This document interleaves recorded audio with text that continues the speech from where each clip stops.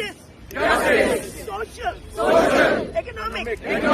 This is the right of students and the duty of lawyers to stand here before the Supreme Court and demand justice for them.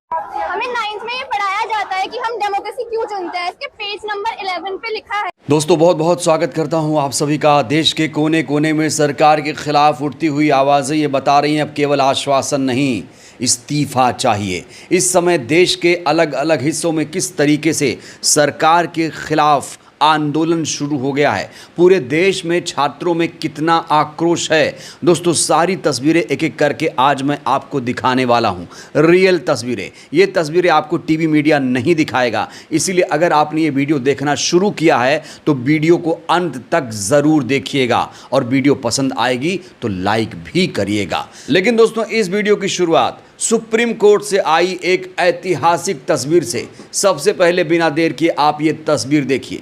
2014 के बाद पहली बार supreme court में ऐसा नज़ारा देखने को मिला है। दोस्तों ये आंखें लोगों की तरस गई थीं क्योंकि पहली बार ऐसा नज़ारा देश की सबसे बड़ी अदालत में देखने को मिला।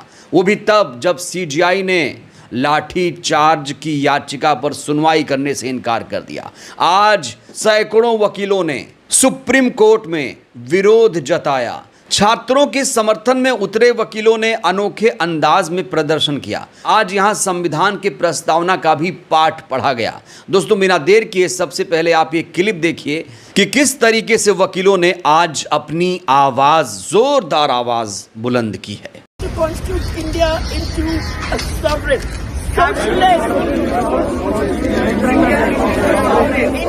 socialist, socialist, secular, democratic republic, and to secure to all its citizens, justice, social, economic, political, liberty of thought. Expression, belief, faith, and worship, equality of status and opportunity, and to promote among them all fraternity, assuring the dignity of the individual, and the unity, and integrity. India, that is Bharat. तो छात्रों के समर्थन में supreme court पहुंचे तमाम वकीलों ने Delhi police की न सिर्फ कार्रवाई की निंदा की बल्कि लोकतंत्र संविधान का भी पाठ पढ़ाया। और सीजीआई ने जो फैसला लिया था लाठी चार्ज की याचिका पर, उसको लेकर भी सुप्रीम कोर्ट के तमाम वकीलों ने हैरानी जताई। दोस्तों आपको याद दिला दें, दिल्ली में जब छात्रों पर लाठी चार्ज हुआ था तो उसको लेकर एक याचिका जब सुप्रीम कोर्ट में लगाई जाती है तो सीजीआई सूर्यकांत कहते हैं कि हमारे पास इस याचिका को सुनने के लिए समय नहीं है, हम लाठी चार्ज वाला वीडियो नहीं देख सकते, हमारे पास टाइम नहीं है। अरे इतने बड़े मुद्दे पर जब आपके पास टाइम नहीं है तो फिर आपका टाइम जा कहाँ रहा है सीजीआई साहब। इसीलिए अब देश के तमाम जो संविधानवादी वकील हैं अब इस सरकार को लोकतंत्र संविधान का भी पाठ पढ़ा रहे हैं। मैं बता रहा हूँ, ध्यान से सुन ले सारे पुलिस के अधिकारी जो भ्रष्ट हैं, और ईमानदार अधिकारियों के लिए भी मेरे पास रिक्वेस्ट है। जितने भ्रष्ट पुलिस के अधिकारी हैं, एक एक की वीडियो बन रही है, छोड़ेंगे नहीं, भारत का संविधान उन्हें छोड़ेगा नहीं, ये बात ध्यान रख लें। चुन चुन के जिन लोगों ने ये ज्यादतियां की हैं, चुन चुन के जेलों में भिजवाने का काम करेगा भारत का संविधान और भारत का कानून। और उसके जो हम औजार हैं वो हम वकील हैं, अपनी वकील जिम्मेदारी समझते हैं। और मुझे बहुत दुख है, मैं माफी भी मांगता हूं कि मुझे आने में देरी हुई है यहाँ पे, लेकिन मैंने वजहें बताई। लेकिन अब मैं आ गया हूँ, मेरी सारी टीम भी आ गई, यहाँ वकील ढाल बन के खड़े होंगे। आपको कोई कानूनी कार्रवाई करनी है, कोई दिक्कत नहीं है, डंडा नहीं उठाएगा कोई।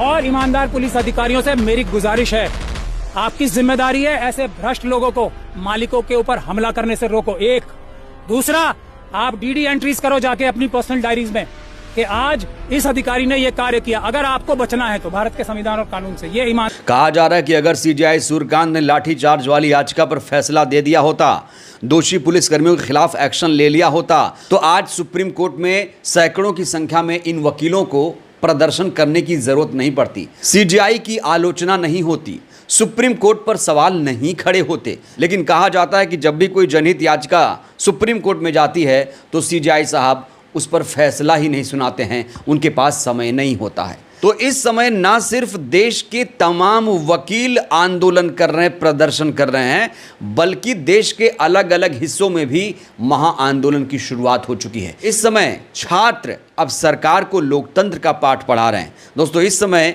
एक वीडियो बड़ा तेजी से वायरल हो रहा है। एक बच्ची जब प्रोटेस्ट में हिस्सा लेने पहुंची तो उसने सरकार को कैसे लोकतंत्र का पाठ पढ़ाया, लोकतंत्र क्या होता है, इसे सरकार को बताने की इस लड़की ने कोशिश की है। शायद जो ये सरकार चल रही है वो लोकतंत्र का मतलब भूल गई है, इसीलिए इस लड़की ने, तेज तर्रार लड़की ने सरकार को लोकतंत्र का कैसे पाठ पढ़ाया, जरा वीडियो देखिए दोस्तों।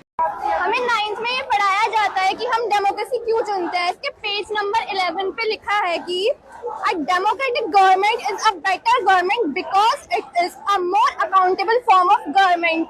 But there is no accountability. Our government is giving us no accountability. हम उनसे जवाब मांग रहे हैं and वो हमें लाठीचार्ज कर रही है, हमें मार्च तक नहीं करने दे रही, हमें हमारा प्रोटेस्ट तक नहीं करने दे रही। Is this a democracy or? तो लोकतंत्र का मतलब होता है जवाबदेही, अकाउंटेबिलिटी। लेकिन कहा जा रहा है कि सरकार में अब कोई अकाउंटेबिलिटी नहीं बची है। मोदी सरकार के मंत्री कुछ भी करें, कितना भी गलत काम करें, उनका इस्तीफा नहीं होता है। प्रधानमंत्री कितना भी गलत काम करें, ये इस्तीफा नहीं देंगे, ये कुर्सी पर ही चिपके रहेंगे। लेकिन अब देश की जनता जाग चुकी है। देश की जनता सीधे सीधे इस सरकार से रेजिग्नेशन मांग रही है और अब सरकार के खिलाफ आक्रोश पूरे देश में फैल चुका है। उत्तर प्रदेश में भी अब आंदोलन की शुरुआत हो चुकी है। दोस्तों, ये देखिए, उत्तर प्रदेश से पहली बार प्रयागराज से ये तस्वीर सामने आई है, जहां पर छात्रों का एक जन सैलाब उमड़ा और कहा जा रहा है ये सिर्फ एक प्रदर्शन नहीं बल्कि उस पीढ़ी की आवाज़ है जो अपने भविष्य के साथ हुए खिलवाड़ का जवाब मांग रही है।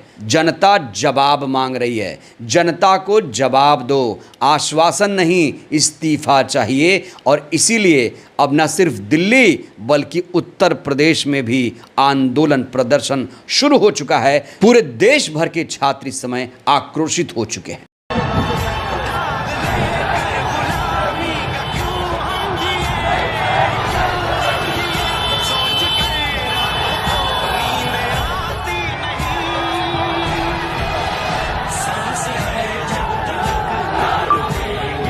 तो दिल्ली के जंतर मंतर पर चल रहे छात्र आंदोलन को बीजेपी सरकार ने ही हवा दी। और अगर सरकार ने गलतियां ना की होती, सरकार ने अपनी गलती मान ली होती, धर्मेंद्र प्रधान का इस्तीफा हो जाता, तो देश के अलग अलग हिस्सों में भी प्रदर्शन शायद नहीं होता। लेकिन अब पछताए क्या होत जब चिड़िया चुग गई खेत। ये तस्वीर देखिए दोस्तों, ये तस्वीर बिहार से सामने आई है।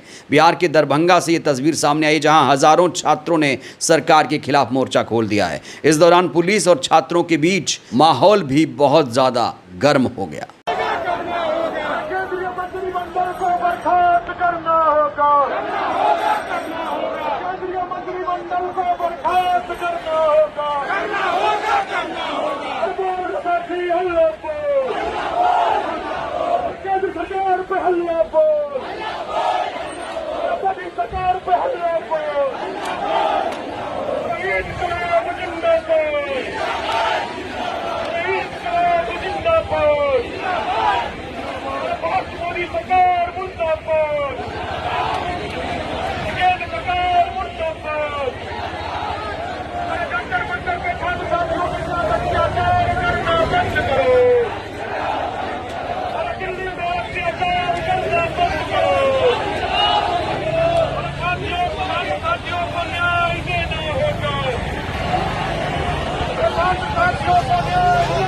तो पेपर लीक जैसी भयंकर महामारी से छात्र त्रस्त हैं, इसीलिए अब छात्रों का हुजूम देश की राजधानी दिल्ली की तरफ बढ़ रहा है। दोस्तों, ये तस्वीर देखिए, ये ऐतिहासिक तस्वीर कहा जा रहा है बिहार की है, जहां 10,000 से ज़्यादा लोग ट्रेन से दिल्ली के लिए रवाना हो चुके हैं। छात्रों का हुजूम देखिए, छात्रों का सैलाब देखिए, छात्रों का जोश देखिए, छात्रों का उत्साह देखिए। यहाँ देखिए किस जज्बे के साथ बिहार से दिल्ली ये छात्र जा रहे हैं और कहा जा रहा है जंतर मंतर पर जो आंदोलन चल रहा है वो अब महा आंदोलन में तब्दील हो चुका है।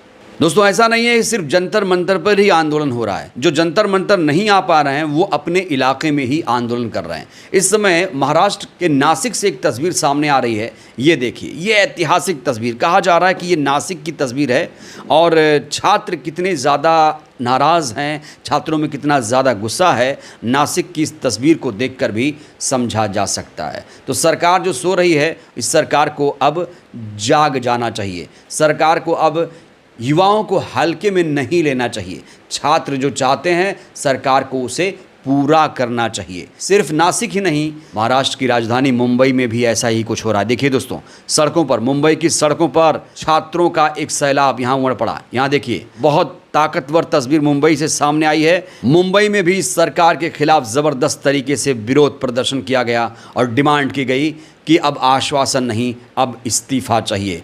अब प्रधानमंत्री का इस्तीफ़ा चाहिए, गृह मंत्री का इस्तीफ़ा चाहिए और शिक्षा मंत्री का इस्तीफ़ा चाहिए। पूरी सरकार का इस्तीफ़ा चाहिए, ये डिमांड है छात्रों की। बहरहाल दोस्तों, इस वीडियो में इतना ही। जिस तरीके से छात्र अब पूरे देश में आंदोलित हो चुके हैं, जिस तरीके से छात्र अब सरकार से इस्तीफ़ा मांग रहे हैं, क्या लगता है सरकार ये बैकफुट पर आएगी? क्या लगता है इस आंदोलन का असर सरकार की सेहत पर पड़ेगा? राय दीजिएगा। बहुत बहुत धन्यवाद।